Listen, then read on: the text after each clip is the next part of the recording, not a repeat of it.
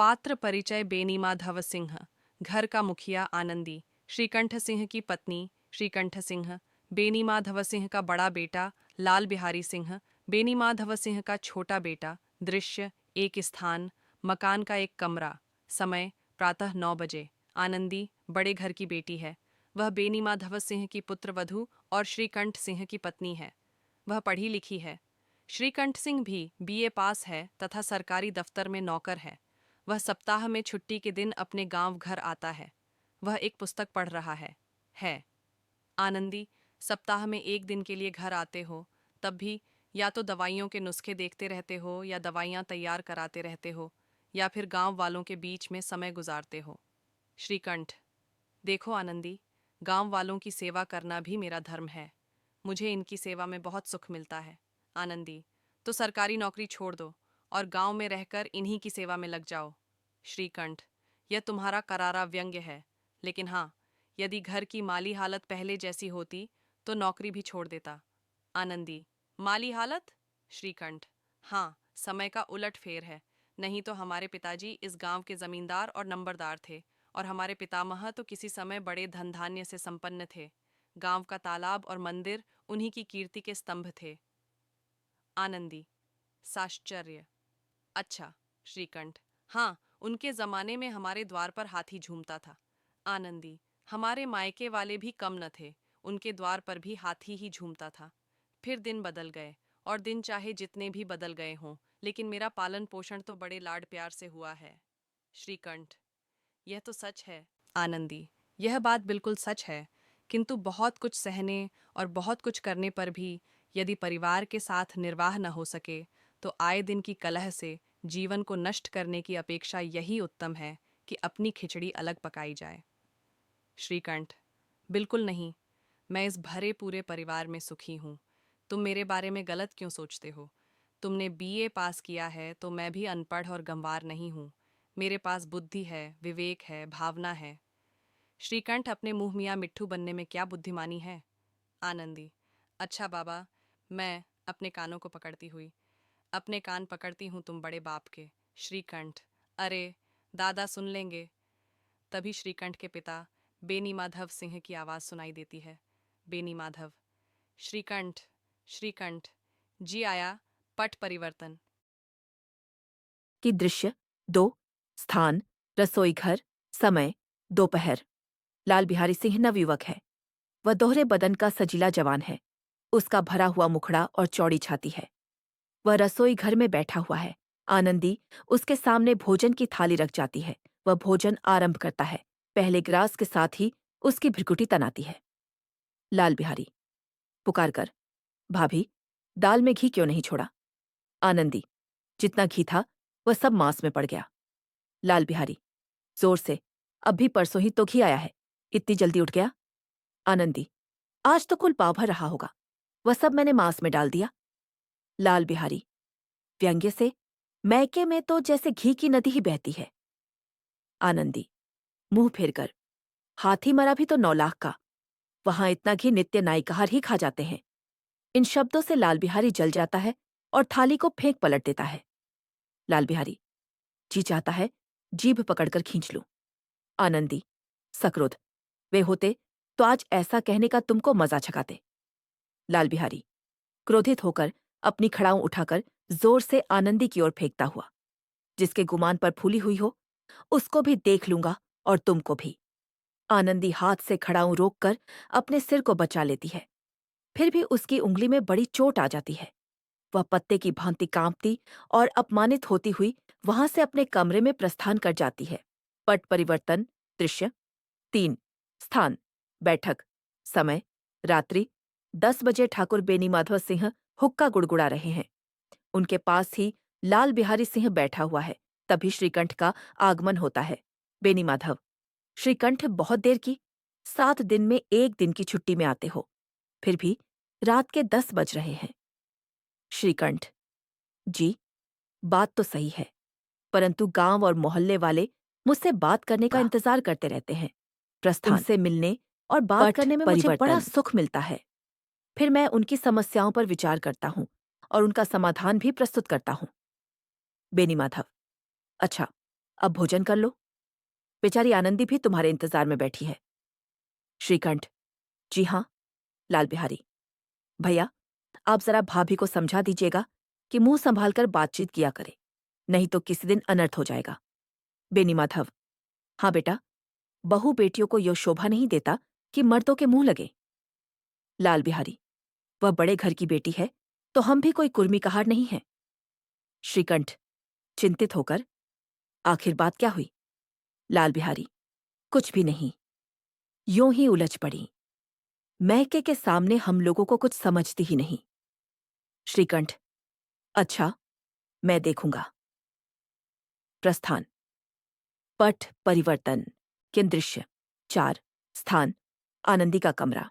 समय रात्रि 10:30 बजे। आनंदी क्रोध से भरी बैठी है। वह अपने पति के आने की प्रतीक्षा में अशांत और परेशान है। श्रीकंठ का प्रवेश। आनंदी, अभी ही क्यों आ गए? अब भी आने की क्या जल्दी थी? चित्ता तो प्रसन्न है ना? श्रीकंठ, बहुत प्रसन्न है, पर यह तो बताओ कि आजकल तुमने घर में क्या उपद्रव मचा रखा है? आनंदी, सक्रोध, कैसा उपद्रव? किसने कहा? जिसने तुमसे यह आग लगाई है, उसे पाऊं तो उसका मुंह झुलस दूं। श्रीकंठ, इतनी गर्म क्यों होती हो? बात तो कहो। आनंदी, क्या यह तो मेरे भाग्य का फेर है, नहीं तो घमवार छोकरा, जिसे चपरासीगिरी का भी शोर नहीं, मुझे खड़ाऊ से मारकर यूं ना करता। श्रीकंठ, सारा हाल साफ साफ कहो, मुझे तो कुछ पता ही नहीं। आनंदी, तो सुनो, परसों तुम्हारे लाडले भाई ने मुझसे मांस पकाने के लिए कहा। श्रीकंठ, फिर? आनंदी, हांडी में घी पाव भर से अधिक नहीं था, वह सब मैंने मांस में डाल दिया। जब खाने बैठा तो कहने लगा, दाल में घी क्यों नहीं छोड़ा? बस इसी बात पर मेरे मैकी को बुरा भला कहने लगा। श्रीकंठ, तब तुमने क्या कहा? आनंदी, मैंने भी कह दिया कि वहां इतना घी तो नायकहार ही खा जाते हैं। बस इतनी सी बात पर। एक श्रीकंठ, इतनी सी बात पर क्या हुआ? आनंदी, बहुत बड़ा अन्याय हुआ। उस अन्याय ने मुझ पर खड़ाऊं फेंक कर मारी। यदि मैं हाथ से उसे न रोकूं तो मेरा सिर फट जाता। फिर भी मेरी उंगली में चोट आ गई। अपनी उंगली को पकड़कर दिखाती है। श्रीकंठ, इतना सब कुछ हो गया? आनंदी, हाँ, तुम उसी से पूछ लो कि यह सच है या झूठ। श्रीकंठ की आंखें क्रोध से लाल हो जाती हैं। श्रीकंठ, अच्छा, यहां तक हो गया? इस छोकरे की इतनी हिम्मत! आनंदी आंखों से आंसू बहाती है। श्रीकंठ की क्रोधाग्नि भड़क उठती है और वह उद्विग्न हो जाता है। अच्छा, अब मैं देखूंगा। इस समय तो रात अधिक हो गई है, सुबह होने दो। पठ परिवर्तन। दृश्य 5। स्थान बैठक। समय प्रातःकाल। बेनीमाधव सिंह अपनी बैठक में चारपाई पर बैठे हुक्का गुड़गुड़ा रहे हैं। तभी श्रीकंठ का प्रवेश। श्रीकंठ दादा, अब इस घर में मेरा निर्वाह न होगा। बेनीमाधव, बेटा, इतना विरोध और विद्रोह क्यों? तुम जैसे बेटे से मुझे ऐसा सुनने को मिलेगा, ये तो मैंने कभी सपने में भी नहीं सोचा। ऐसा क्यों? श्रीकंठ, इसलिए कि मुझे भी अपनी मान प्रतिष्ठा का कुछ विचार है। आपके घर में अब अन्याय और हठ का प्रकोप हो रहा है। बेनीमाधव, ऐसा क्या हो गया? श्रीकंठ, जिनको बड़ों का आदर सम्मान करना चाहिए, वे उनके सिर चढ़ते हैं। मैं नौकरी पर बाहर रहता हूं, पीछे से स्त्रियों पर खड़ा हूं और जूतों की बौछार होती है। बेनीमाधव, बेटा, तुम अनेक गुणों से युक्त और सहनशील हो। श्रीकंठ, मैं बहुत सह सकता हूं, किंतु मैं यह कदापि नहीं सह सकता कि मेरे ऊपर लात घूंसे पड़े और मैं दम भी नहीं मारूं। बेनीमाधव, बेटा, तुम बुद्धिमान हो, ऐसी बातें क्यों करते हो? इसी तरह स्त्रियां घर का नाश कर देती हैं, उनको अधिक सिर चढ़ाना अच्छा नहीं। श्रीकंठ, मैं ये बातें खूब जानता हूं। आपके आशीर्वाद से मैं ऐसा मूर्ख नहीं हूं। आपको पता है कि मेरे ही समझाने बुझाने से इस गांव में कई घर संभल गए, पर जिस स्त्री की मान प्रतिष्ठा का मैं उत्तरदाता हूं, उसके प्रति ऐसा घोर अन्याय और पशुवत व्यवहार मुझे असह्य है। बेनीमाधव, बेटा, लाल बिहारी तुम्हारा छोटा भाई है। उससे अब आगे कभी ऐसी भूल चूक हो जाए तो उसके कान पकड़ो। लेकिन श्रीकंठ, लाल बिहारी को मैं अपना भाई नहीं समझता। बेनीमाधव, स्त्री के पीछे? श्रीकंठ, जी नहीं, उसकी क्रूरता और अविवेक के कारण। दोनों कुछ देर के लिए चुप हो जाते हैं। इतने में ही गांव के 2-3 लोग हुक्का तंबाकू के बहाने आकर बैठ जाते हैं। बेनी माधव कोमल स्वर में, बेटा, मैं तुमसे बाहर नहीं हूं। लड़के से अपराध हो ही गया है।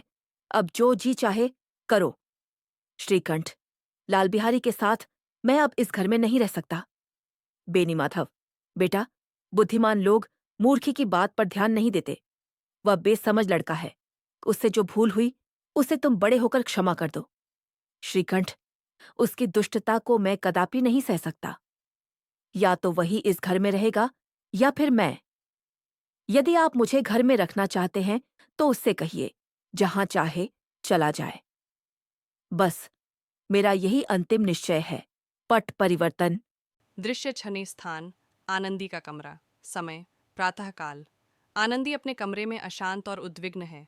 उसके कमरे की चौखट के बाहर लाल बिहारी अपने बाहर जाने के कपड़े पहनकर ठिठका हुआ सा खड़ा हो जाता है। लाल बिहारी द्वार पर सिर झुकाए खड़ा होकर, भाभी, भैया ने निश्चय किया है कि वह मेरे साथ घर में न रहेंगे। अब वे मेरा मुंह भी नहीं देखना चाहते, इसलिए अब मैं जा रहा हूँ। उन्हें मैं फिर अपना मुंह नहीं दिखाऊंगा। कंठ अवरुद्ध हो जाता है। आनंदी, क्या कह रहे लाला? लाल बिहारी, हाँ भाभी, मुझसे जो अपराध हुआ उसे क्षमा करना। श्रीकंठ का प्रवेश। लाल बिहारी को वहां खड़ा देखकर आंखें क्रोध से लाल हो जाती हैं और वे घृणा से आंखें फेर कर जरा आगे बढ़ जाते हैं। लाल बिहारी भी तत्क्षण आगे निकल जाता है। आनंदी श्रीकंठ से, सुनो, लाला बहुत रो रहे हैं। श्रीकंठ उपेक्षा भाव से, तो मैं क्या करूं? आनंदी, उन्हें रोक लो। मेरी जीभ में आग लगे, मैंने क्यों यह झगड़ा उठाया? मैं न बुलाऊंगा न रोकूंगा। आनंदी, पछताओगे, उन्हें बहुत ग्लानि हो रही है। ऐसा ना हो कि वे कहीं चल दें। श्रीकंठ चुप्पी साध लेते हैं। लाल बिहारी एक क्षण के लिए रुक जाता है, किंतु अपना मुंह फेरे रखता है, फिर आगे बढ़ जाता है। आनंदी, लाला रुको। लाल बिहारी, नहीं भाभी, मुझे जाने दो। आनंदी लपक कर लाल बिहारी का हाथ पकड़ लेती है। आनंदी, कहाँ जा रहे हो? लाल बिहारी, जहाँ मेरा कोई मुंह न देखे। आनंदी, मैं न जाने दूंगी। लाल बिहारी, मैं तुम लोगों के साथ रहने योग्य नहीं हूँ। आनंदी, तुम्हें मेरी सौगंध, अब एक पग भी आगे नहीं बढ़ाना। घर की बेटी रहे हैं, लगे, मैंने रही है। हारी एक पना मुंह लाल बिहारी, मैं इस घर में कदापि न रुकूंगा जब तक कि भैया का मन मेरी तरफ से साफ न हो जाए। आनंदी, ईश्वर साक्षी है, अब हमारे मन में तनिक भी मैल नहीं है। श्रीकंठ का हृदय भी पिघलने लगता है। वे लाल बिहारी की ओर बढ़ते हैं और उसे गले लगा लेते हैं। दोनों भाई फूट फूट कर रोने लगते हैं। लाल बिहारी सिसकते हुए, भैया, अब कभी मत कहना कि मैं तुम्हारा मुंह न देखूंगा। इसके अलावा आप जो भी दंड देंगे मैं सहर्ष स्वीकार करूंगा। श्रीकंठ भाव विह्वल होकर, इन बातों को बिल्कुल भूल जाओ भाई, ईश्वर चाहेगा तो फिर ऐसा अवसर न आएगा। बेनी माधव का बाहर प्रवेश। दोनों भाइयों को गले मिलते देखकर पुलकित हो जाते हैं। बेनी माधव, बेटी आनंदी, तुम धन्य हो। तुम वास्तव में बड़े घर की बेटी हो और बड़े घर की बेटियां ऐसी ही होती हैं, वे बिगड़ते हुए काम को बना लेती हैं।